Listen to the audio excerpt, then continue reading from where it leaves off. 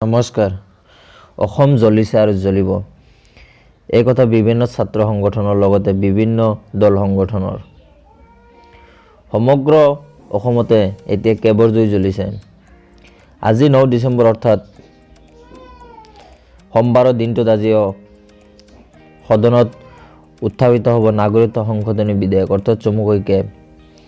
এই কেব অসমৰ ৰাইজে কেতিয়াও মানি নলয়। ইয়াক লৈ বিভিন্ন প্ৰতিবাদ চলি আছে এতিয়াও। আজি 9 ডিচেম্বৰ, কালি 10 ডিচেম্বৰ, এই 2 দিন সমগ্ৰ অসম বন্ধৰ আহ্বান জনাইছে। এতিয়ালৈকে 9 ডিচেম্বৰত সৰ্বাত্মক বন্ধৰ প্ৰতিবাদ দেখা গৈছে। সকলোতে বন্ধ, গাড়ী চাড়ী চলা নাই। এইখন বিজেপি চৰকাৰ যেনে অসমত বিদেশী জাপি দিবলৈ চেষ্টা চলাই আছে। সেই সময়তে সমগ্ৰ অসমবাসী ৰাইজে ইয়াৰ বিৰোধিতা কৰিছে, লগতে বিভিন্ন আন্দোলন কৰিছে। সেই সম্পৰ্কে 9 ডিচেম্বৰ আৰু 10 ডিচেম্বৰ তাৰিখে সমগ্ৰ অসম বন্ধৰ আহ্বান জনাইছে আৰু এই বন্ধ সকলোৱে পালন কৰিবলৈ আহ্বান জনায় বিভিন্ন দল সংগঠনে। আৰু ইয়াৰ পৰা উজনিৰ পৰা নামনিলৈ কেবৰ জুই, আজি কেইবাটাও সংগঠনৰ বন্ধৰ আহ্বান। কোনো কাৰণতে মানি লোৱা নহ'ব নাগৰিকত্ব সংশোধনী বিধেয়ক।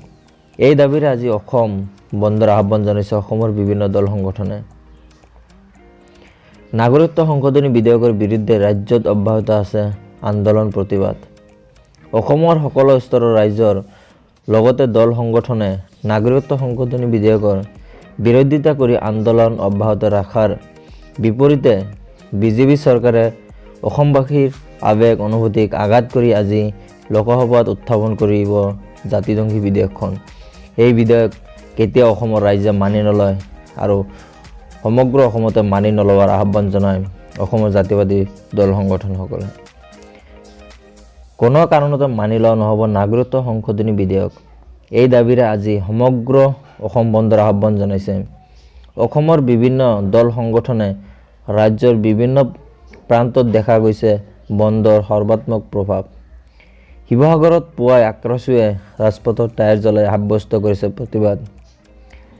ASTC ONGC যান বাহন চলাচলত বাধা, বন্ধ সমৰ্থকৰ। অনুসূচিত জাতি ছাত্ৰ সন্থায়ো ৰাজপথত টায়াৰ জ্বলাই প্ৰতিবাদ সাব্যস্ত কৰিছে। ধেমাজিতো সৰ্বাত্মক ৰূপত পৰিছে বন্ধৰ প্ৰভাৱ। সদৌ অসম চুতীয়া ছাত্ৰ সন্থা কৰ্মীসকলে পুৱা ওলাই আহি ৰাজপথলৈ। সৰুপথাৰ ধনশিৰিত নাগৰিকত্ব সংশোধনী বিধেয়কৰ বিৰুদ্ধে তীব্ৰ প্ৰতিবাদ চুতীয়া ছাত্ৰ সন্থাৰ। পুৱা টায়াৰ জ্বলাই প্ৰতিবাদ সাব্যস্ত কৰিছে সংগঠনটোৱে। গোলাঘাটৰ ৰাজপথত টায়াৰ জ্বলাই প্ৰতিবাদ। বন্ধৰ সময়ত দুষ্কৃতিকাৰীয়ে ভাঙিলে ট্ৰাকৰ আইনা।